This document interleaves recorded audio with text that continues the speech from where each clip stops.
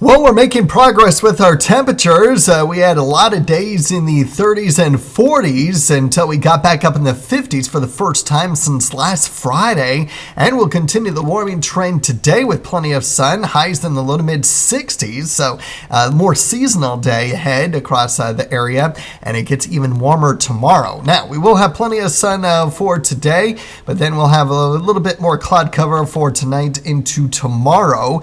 I still think it'll generally be mostly sunny for tomorrow, but you'll notice a few more clouds at times through the day. Temperatures will be closer to the upper 60s. I would not be surprised if some areas did reach the low 70s. It is going to depend on how much clouds we'll have, and we'll continue to monitor clouds at times throughout the weekend. The higher probability of rain is going to stay up to our north, so I don't officially have any rain in the 8-day forecast, but do not be surprised if there are some spotty rain showers that clip our far northern communities Saturday afternoon. But for the most part, not expecting much. Here's what I'm talking about. That model that you just saw, yeah, not much. I'll show you some long-range computer models here in a little bit. But don't forget this weekend, daylight saving time ending. So your turn your clock back on hour before you go to bed Saturday night, if you even have any clocks. A lot of you still may have microwaves and ovens that have clocks on them, even cars. So make sure those are getting changed. Otherwise, obviously, your phone will change automatically. It's a good opportunity to test your smoke alarms, change the battery if you need to, your weather radios as well. Good news is you get an extra hour of sleep. And here's the sunrise, sunset times for Sunday, which will be different than what it will be up until then. Up until Saturday, the sunrise will be in the 7 o'clock hour and sunset in the 6 o'clock hour. Obviously, going to be an hour earlier on Sunday. Well, for the weekend ahead, I think we'll be warmer on Sunday.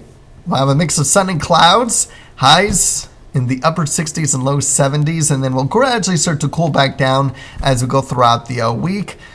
I'm just not seeing it. I'm not seeing a whole lot of opportunities for meaningful rainfall. You can see the European model here. Just a little bit here and there, but not much for the next 8 days. GFS, even less.